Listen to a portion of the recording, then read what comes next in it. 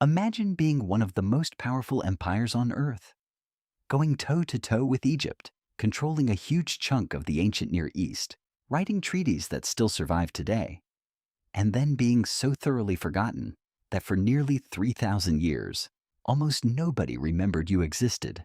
That was the fate of the Hittites. For most of history, they were little more than a strange name in a handful of ancient texts. Then, about a century ago, archaeologists started digging in central Turkey and found an entire lost superpower hiding under the dirt. This is the story of the empire that history misplaced. This is the Hittites. For centuries, the only place most people had heard the word Hittite was in the Bible, where they pop up as one of those tribes living in the neighborhood of ancient Israel. Scholars assumed they were a minor, forgettable group. They could not have been more wrong. The truth started to emerge in the late 1800s, when explorers in modern-day Turkey kept stumbling on strange monuments and an unfamiliar style of writing.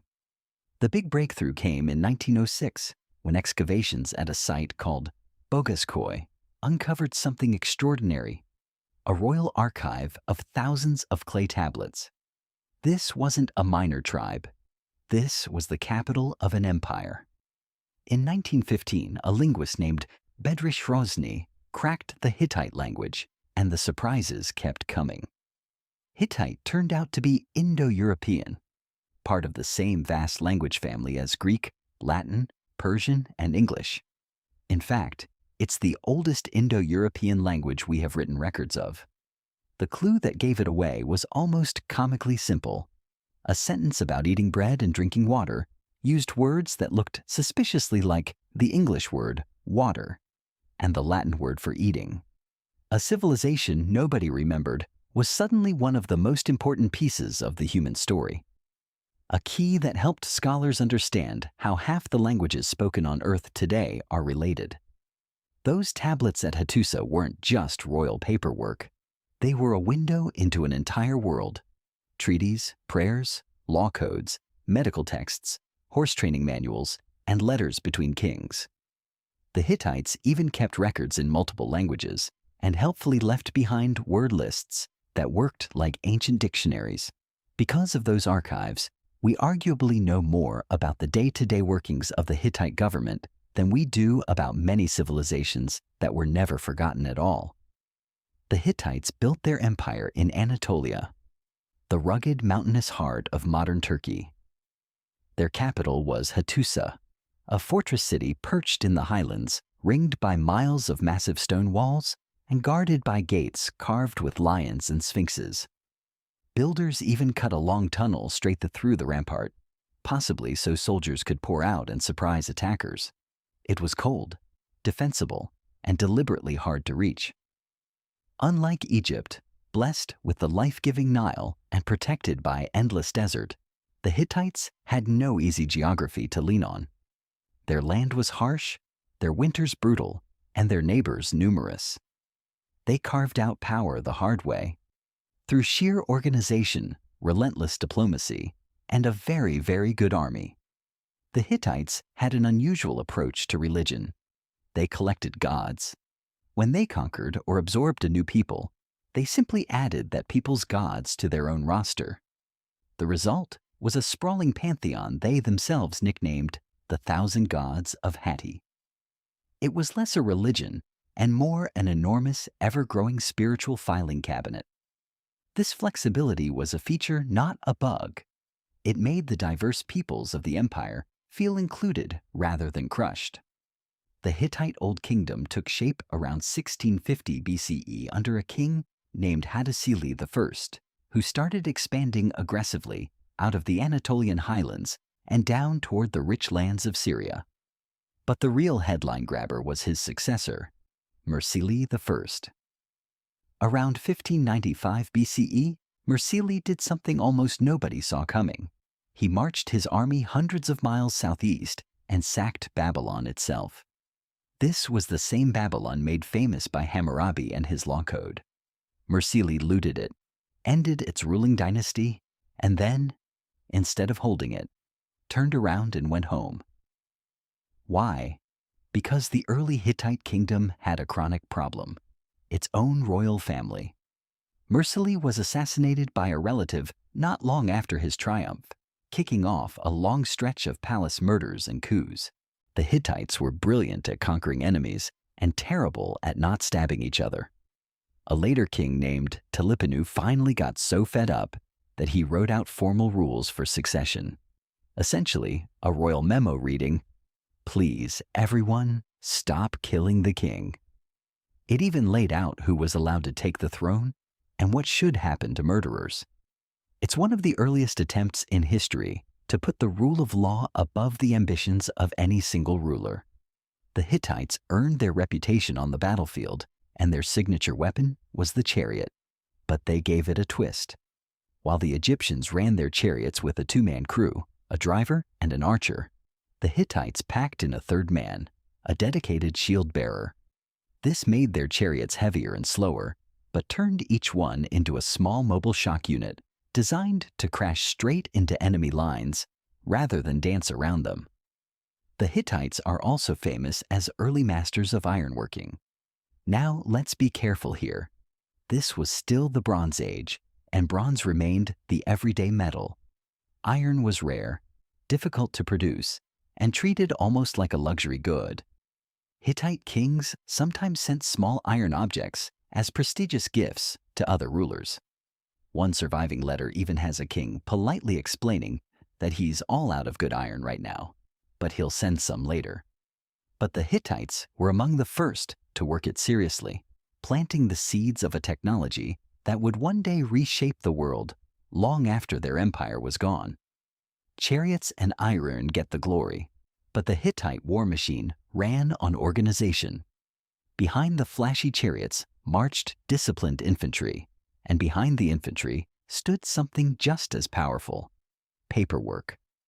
The Hittites bound the peoples of their empire together with carefully written treaties, oaths of loyalty, and vassal agreements that spelled out exactly who owed what to the king. They preferred to manage their neighbors through binding contracts and strategic marriages rather than constant warfare, a remarkably modern approach to running a sprawling, multicultural state.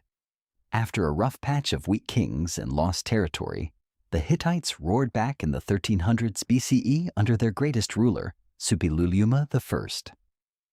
Suppiluliuma was a military genius who smashed the rival kingdom of Mitanni, seized control of Syria, and turned the Hittites into a genuine superpower, one of the small handful of great kingdoms that dominated the Bronze Age world. Then came one of the strangest episodes in ancient history. An Egyptian queen, most likely the widow of the young pharaoh Tutankhamun, wrote to Suppiluliuma with a shocking request: "Send me one of your sons, and I will make him pharaoh of Egypt." It was an unprecedented offer to merge the two superpowers through marriage. Suppiluliuma, suspicious it was a trap, hesitated, then finally sent a prince named Zananza. The prince never made it. He was killed on the way, the deal collapsed, and relations between Egypt and the Hittites curdled into outright hostility. That hostility would soon explode into one of the most famous battles of the ancient world. Around 1274 BCE, the Hittite king, Muwatalli II, met the Egyptian pharaoh Ramesses II at the city of Kadesh in Syria.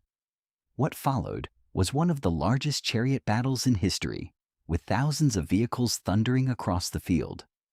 Ramesses nearly walked into a Hittite ambush and was almost captured before rallying his troops in a desperate fight. Both sides survived, both sides claimed total victory, and Ramesses went home and carved his win onto every wall he could find. The real victory came years later. Around 1259 BCE, the Hittite king Hattusa III and Ramesses signed a formal peace treaty. And remarkably, copies survive from both sides, one in Egyptian hieroglyphs on a temple wall and one in Hittite cuneiform on clay. Because we have both, we can actually see each empire spinning the same agreement to make itself look like the gracious senior partner. It is the earliest known peace treaty in human history, for which we have the full text. It set borders, promised mutual defense against attackers, pledged the two kings would aid each other against rebellion, and even arranged the return of refugees. Today, a replica of that very treaty hangs at the headquarters of the United Nations, a 3,200-year-old reminder that even bitter enemies can eventually choose to talk instead of fight. And then, like so much of the Bronze Age world, it all came undone. Around 1200 BCE, the same wave of catastrophe that we covered in our very first episode, drought, famine, internal unrest, and the mysterious sea peoples, came crashing down on the Hittites. Trade routes that brought them grain and tin dried up. The last great king, Suppiluliuma II, fought to hold things together, but it was hopeless. Hattusa, the mighty fortress capital, was abandoned and burned. The Central Empire simply ceased to exist. The Hittites didn't vanish entirely overnight. Smaller Neo-Hittite states lingered on in the south for a few more centuries, keeping the old culture and language flickering, and it's almost certainly these survivors that the Bible remembered as the Hittites. But the great empire was finished. Its capital empty, its kings forgotten, its language unread for 3,000 years. The Hittites are proof that even superpowers can be forgotten, that being powerful is no guarantee of being remembered, and that history is full of giants we only rediscovered by accident, one buried clay tablet at a time. As the great Bronze Age empires collapsed into rubble and silence, you might expect the whole world to go dark, and in many places, it did. Cities shrank, writing was forgotten, and trade routes that had stitched the world together for centuries simply unraveled. But out of the wreckage, a new kind of power was about to rise. Not a mighty army or a god-king ruling from a fortress, but a clever seafaring people of merchants who would trade, sail, and write their way into history. They built no great empire of conquest, yet their influence outlasted all of them because they gave us something we still use every single day, the alphabet you're reading right now. Next time on Drawn from History, the Phoenicians, the merchants who sold the ancient world to itself. Until then, thanks for watching.